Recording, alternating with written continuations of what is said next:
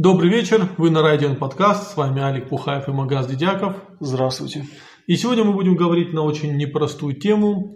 Дело в том, что бывший заместитель министра по делам национальностей Владимир Писаренко в своем фейсбуке высказал негодование в связи с тем, что Фридон Гуцаев на встрече главы республики со своими помощниками выступил на остинском языке.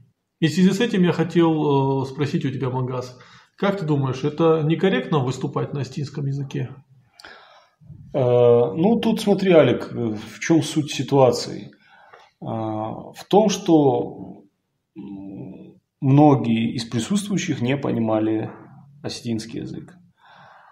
И по мысли Писаренко, Фридон Гуцаев должен был это понимать, учитывая, что он представляет Моздокский район.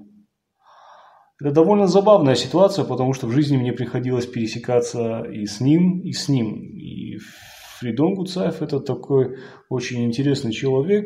Это главный штернахашевец Моздокского района. Такой очень большой, физически сильный, видный человек.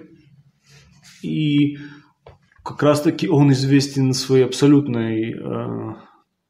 своим абсолютным интернационализмом. Он многое делает в Моздокском районе в плане, работы с людьми по поводу межнациональных отношений, в том, что все эти конфликты бытовые, которые возникают, чтобы они всегда решались мирно. Значит, корректно ли выступать на остинском языке? Не знаю. В таком случае я не знаю. Потому что он имел формальное право это делать. И, в принципе, Писаренко правильно говорит о том же самом. Он имел полное право выступать на первом государственном языке Республики Северная Осетия-Алания. Он и выступил. И, конечно, с его стороны это была позиция со стороны Гуцаева. Но и такое, скажем так, неприятие со стороны Писаренко сложившимся фактом, это тоже позиция. И это очень опасная, так сказать, игра, в которую они вроде бы начали играть, но потом уже, как я понял, между ними состоялась встреча, и ситуация была оккупирована. Что тут можно сказать? В принципе, в какой-то степени и правы, и неправы обе стороны. Смотри, я бы хотел сказать, что я Владимира Писаренко лично знаком с ним. Он производит впечатление адекватного человека. Ты говоришь, что и Фридон адекватный. И они спокойно поговорили. Но тут же важен символизм в этой истории. Мы часто говорим о том, что остинский язык должен быть языком общественного пространства. Иначе он умрет. Об этом говорит Камболов, профессор Камболов. Что остинский язык должен стать языком межнационального общения в Осетии. Но может ли он стать языком межнационального общения, если тебе могут сделать замечание за то, что ты при человеке другой национальности заговорил на остинском языке? Понимаешь, в чем проблема? Проблема в том, что сейчас мы с тобой говорим по-русски. Но почему мы с тобой говорим по-русски? Потому что мы хотим, чтобы больше человек нас понял. Не только осетины, понимающие остинский язык, но и осетины, не понимающие остинский язык, русские, не понимающие остинский язык и так далее. То есть, если мы говорим на остиноязычную аудиторию, то это сразу очень узкая на самом деле аудитория. Но мы говорим по-русски. Претензия Владимира, она к этому и сводилась, то, что здесь у нас рабочее совещание, и Фридон Гуцаев, при том, что он признает все его права, делает дополнительные сложности в понимании предмета обсуждения тем, что говорит по-остински. Но как это выглядит со стороны? То есть,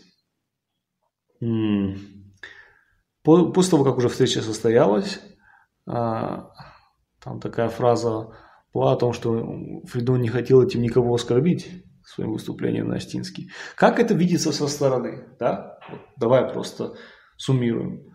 Осетин в Осетии оправдывается о том, что, говоря по-осетински, подчеркиваю, в Осетии он не хотел никого оскорбить. И, соответственно, здесь уже есть определенный потенциал конфликтогенный для таких межнациональных разборок. А последний раз такое было, это вот с обязательным изучением осетинского языка, да? Не обязательно. Не обязательно, точнее, изучением осетинского языка. Точно так же, мне кажется, что здесь одно следствие второго. Тут двух мнений быть не может.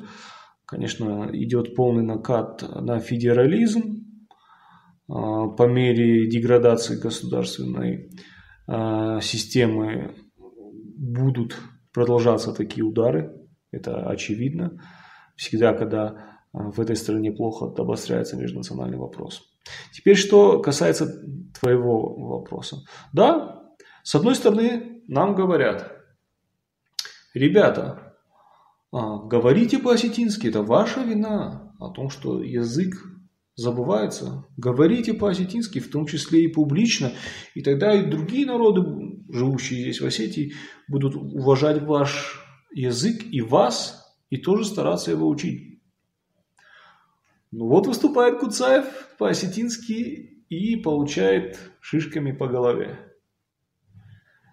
Опять же, значит, эта позиция лицемерная. О том, что вот говорите по-осетински и будет так-то, так-то, так-то. Говорите в своих домах по-осетински, говорите со своими детьми по-осетински, я не буду говорить. Так эти вопросы не решаются. Постоянно нам навязывают вот эту мысль о том, что осетинский язык – это область какого-то бытового общения. Давайте не будет он выходить за границы семьи и вот там вот находиться. Да? Там сиди в своем огороде, говори по-осетински. Да, семья, огород, там, свадьбы, похороны, все то, что входит, так скажем, традиционный церемониал, да? Такой, знаешь, язык-музей. Это абсолютно целенаправленная политика. Мы это слышим постоянно от чиновников, от принимающих решения, от спикеров, говорящих голов, то, что называется, что вот, это ваша вина прежде всего. Нет, не надо перекладывать ответственность на людей. Поддержание осетинского языка – это государственная задача Республики Северная Осетия-Алания. Хорошо, что ты подчеркнул, что это государственная задача Республики Северная Осетия-Алания. Это каждодневная работа, которую, по идее, должны проводить осетинские чиновники. Это не вопрос семей. Даже если в этой республике не останется ни одного человека, который будет говорить по-осетински, это все равно не перестанет быть работой, поддержания, я имею в виду, осетинского языка, работой руководства этой республики. Это вопрос политический. Это не бытовой вопрос, не надо сводить, и никого не получится. Это вопрос политический. У нас есть республика, и эта республика существует в том числе и для того, чтобы мы, сохранились как народ, не ассимилировались среди других народов, как средство этой неассимиляции поддержания осетинского языка. Смотри, вот я начну с своего первого тезиса, что ты сказал, что мы сами между собой сейчас говорим по-русски. Но ведь по факту я являюсь жертвой той политики, которая проводилась в Осетии с 90-х годов. Я из абсолютно осетиноязычного Цхинвала приехал в абсолютно русскоязычный Владикавказ. Здесь я навык общения на осетинском языке полностью утерял. Небольшие приезды в Цхинвал там на месяц-два быстро восстанавливали. Потом я начал учиться осетинскому языку в Москве, как это не смешно. Именно в Москве вдруг у людей просыпаются национальные чувства, и там мы как-то пытались говорить на осетинском. И сейчас, у меня довольно... То есть я стесняюсь говорить на языке. Я могу на бытовом уровне говорить, там, пойдем сюда, пойдем туда, давай вот это возьми то. Но если мы говорим о серьезной интеллектуальной беседе, я уже не в состоянии ее поддержать. Более того, наш постоянный слушатель и товарищ, который приходил сюда, к нам, в нашу неформальную студию, Вале Газати, да, он меня уже атакует, когда ты делаешь подкаст на осетинском языке. Я вот надеюсь, что Ирлан все-таки запишут нам, Ирлан и Георгий, они запишут нам на смеси Дегорского и Кударского, вот подкаст. Мы обещаем это сделать. Валерий, я знаю, ты слушаешь меня, не ругайся. Вот. Но все-таки, тут ты когда сказал, что мы сами здесь между друг другом говорим на русском языке, так я же жертва этого всего, жертва по факту ассимиляции. Ну, критики говорят, ну хорошо, вот ты жертва, ты такой бедный, ну иди выучи. Поэтому я не понимаю то, что язык на самом деле в сознательном возрасте, когда тебе уже много лет, тяжело учить, даже если он твой родной, даже Конечно, если у тебя есть... Если бы у меня не было детских навыков языка, если бы я не понимал... Мне сейчас легко, в принципе, выучить язык, это надо постараться чуть-чуть, но у меня есть базовый навык, и когда я слышу остинскую речь, когда со мной говорят по-остински, я вдруг начинаю вспоминать и разговаривать, отвечать. Давай, чтобы наш подкаст не сводился опять к вопросам, которые 100 раз уже обсуждали, да, вот люди и до нас, и поколениями до нас, это одни и те же разговоры годами. Что нам надо сделать для возрождения остинского языка? Да? Рецепт. Рецепта, конечно, готового нету, но есть определенный принцип. Осетинский язык в Республике Северная Осетия, Алания и в Республике Южная Осетия, само собой, должен стать экономическим фактором. Задумаемся, да? Экономическим фактором. То есть человек, владеющий 2 государственными языками, русский и осетинский, он получает некие привилегии. А вот какие это привилегии, тут нужно уже думать. Да? То есть я сейчас не буду вдаваться в подробности. Мы можем на эту тему думать, мы можем на эту тему, как сказать, рассуждать. Но принцип должен быть такой. Человек, знающий 2 языка, он должен быть обязательно как-то поощрен. Сразу скажу, я уверен, что кто-то напишет, что вы предлагаете дискредитировать тех, кто не владеет, дискриминировать тех, кто не владеет остинским языком, на что я заранее, знаешь, наперед парирую. Извините меня, в Осетии, что в Южной, что Северной, человек, который не знает русского языка, он и так крайне дискриминируем. Да, поэтому не надо говорить о лукавстве. Вот сейчас Магас очень важную мысль сказал, что именно 2 государственных языка.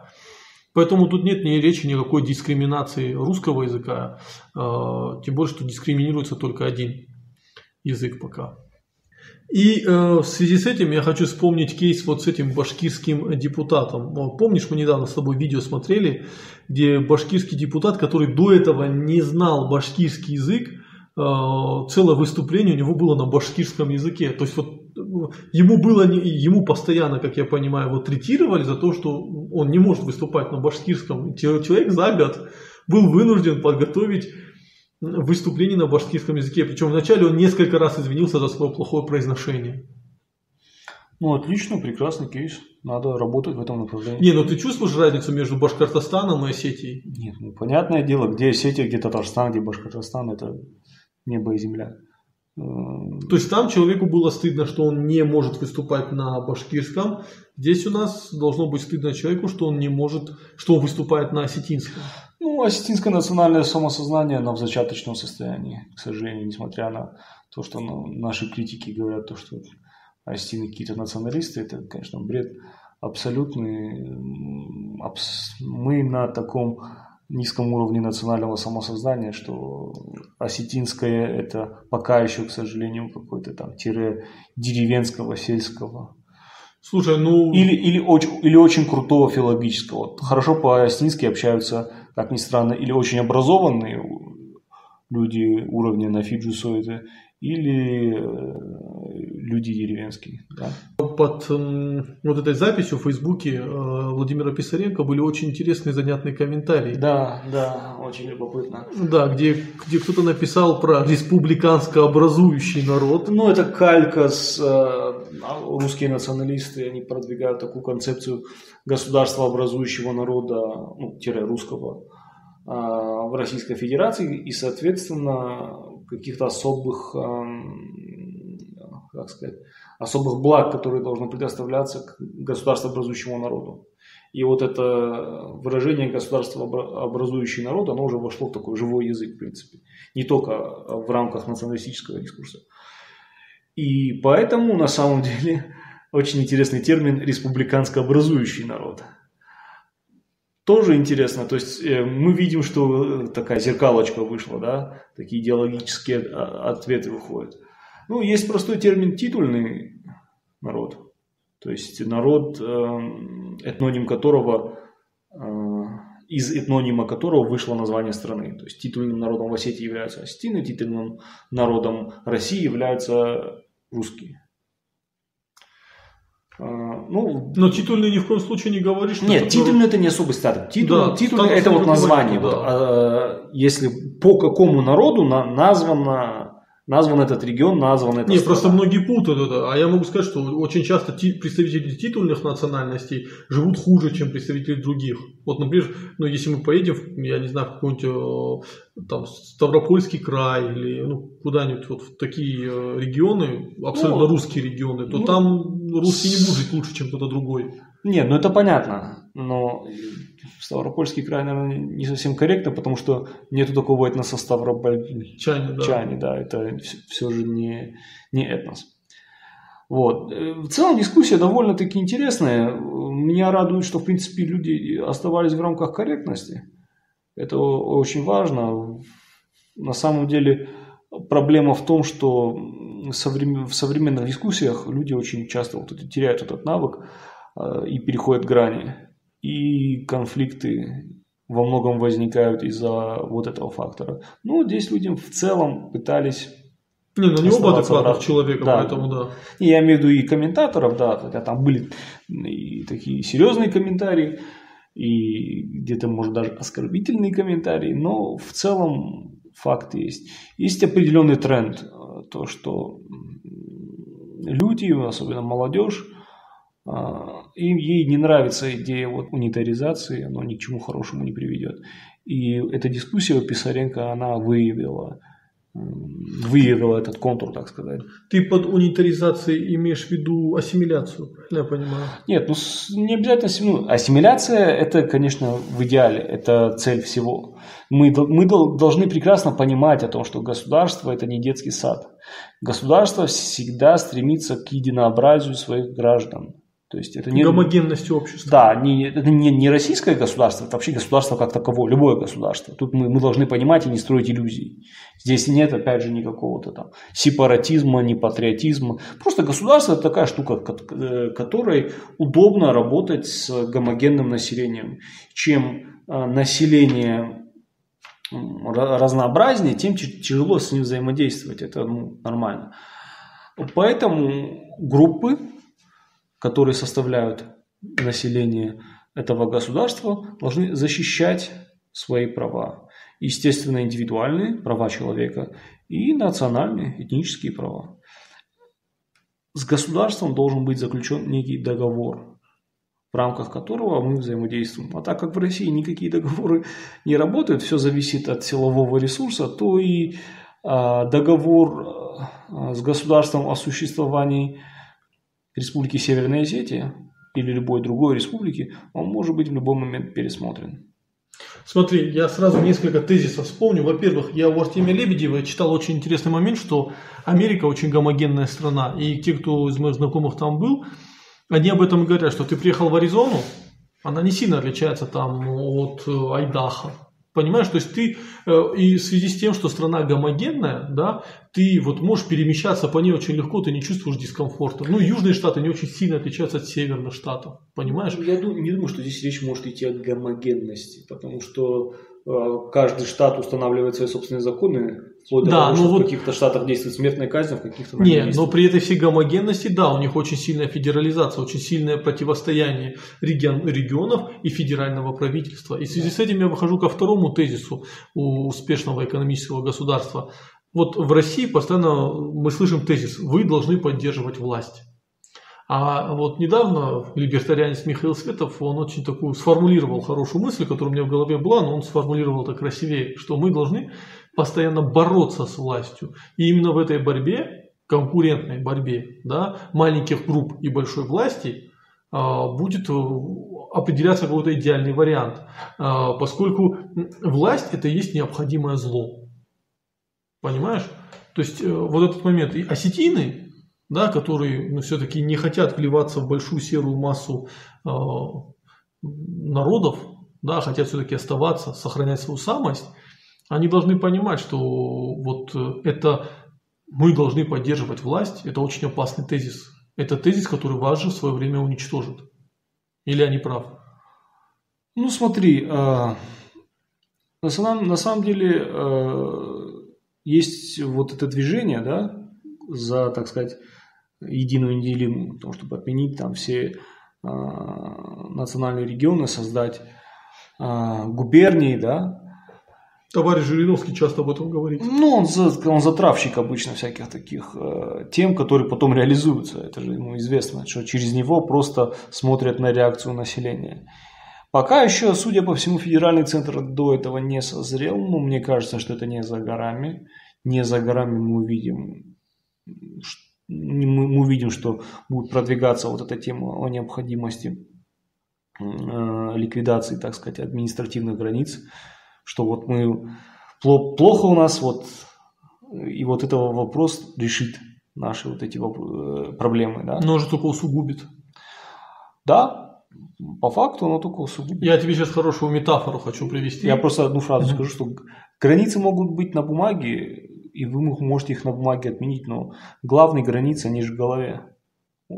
Уж народы это прекрасно знают, где проходили их границы. Я хочу хорошую метафору привести в связи с нашим разговором, и, наверное, мы на этом завершим наш подкаст. В свое время в США очень долго разрабатывали кресло, идеальное кресло для летчика. Они провели замеры, то есть если раньше под каждого летчика проводилось индивидуальное кресло, создавалось, то это мешало фабричной работе, и они пытались разработать вот среднестатистическое кресло, которое было бы удобно каждому летчику. И они сверили размеры там разные антропологические, да, и в итоге сделали вот это среднестатистическое кресло. И в итоге оказалось, что это кресло неудобно никому в принципе, понимаешь? То есть, когда ты пытаешься сделать что-то среднестатистическое, это не значит, что это будет удобно всем, это значит, что это будет неудобно всем. Ну, вот. Все верно, все верно. Я просто хочу вот добавить к этому тезису о том, что не надо, так сказать, осетинам и представителям остальных национальных меньшинств России прогибаться, да, под эти инициативы. Я знаю, что если такая инициатива будет, то там пятая колонна, как говорится, здесь ее сразу поддержит. Типа да, давайте. Это те люди, которые надеются, что при переформатировании системы они поднимутся по иерархической лестнице благодаря тому, что... Они были лояльны. Да, благодаря тому, что по факту они предали собственную республику. И тот глава, который, конечно, на это пойдет, он просто предаст свою собственную присягу, потому что он же присягает на Конституции. Что еще здесь надо сказать? И кто-то из классиков, я не помню кто, но из русских классиков, высказал такую мысль, не дословно, но близко к тексту, о том, что ассимиляция русскими других народов в какой-то мере приводит и к разрусению самих русских. Это на самом деле гораздо более глубокая мысль, чем может показаться на первый взгляд. Ведь если мы строим наши отношения с государствообразующим, возьмем этот термин, народом на каких-то равноправных условиях, если у нас действительно федерация, то это одна модель. Если же то, что сейчас мы имеем, это всего лишь этап на пути того, чтобы раствориться в большой этой серой массе, да, как ты сказал, то это другой момент. И русским, и осетинам, чеченцам, удмуртам, корейцам надо сохранять свое национальное лицо. Ни в коем случае не, так сказать, не пытаться идти на компромиссы там, где компромиссы не нужны. Там, где компромиссов никто не требует. Ведь именно федеральный проект спас Россию от распада. Федеральный проект спас Россию от распада, более того... И любая унитаризация приводит к распаду России каждый раз. Более того, за исключением там только Грузии, Прибалтики, ну и Армении, по-моему. В принципе, все остальные советские республики-то проголосовали за то, чтобы остаться в составе СССР. осетины кровью, южные, я имею в виду, поплатились за то, что желали остаться в рамках советского государства и в рамках, прямо скажем, российской цивилизации. Что в то время, что бы там ни говорили, там Советский Союз и Россия это были синонимы. То есть оставаться частью российской цивилизации. Они поплатились за это кровью, и они были за это наказаны. Вот. Основной мой тезис. Все это должно быть предметом договора. Пора уже, наверное, мы достигли уже такого уровня развития нашего общества, когда договор может быть не только между там, регионом и центром, но и между этносами. Вполне себе, что русский этнос, его лучшие представители, осетинский этнос, его лучшие представители, другие этносы придут к какому-то пакту, к какому-то взаимопониманию, потому что в противном случае на этих межнациональных противоречиях, которые будут всегда, пока существует Россия и в ней существует много народов, противоречия будут всегда. И чтобы на этих противоречиях не играли силы, которые заинтересованы в дестабилизации нашей страны. Не надо давать повод. Да, не надо давать повод, надо самим решать эти вопросы, а не делать вид, что их нет. На этом мы завершим наш подкаст. Спасибо, что слушали нас. Оставайтесь с нами. Будут выходить и аудиоподкасты, и видеоподкасты. Всем всего хорошего.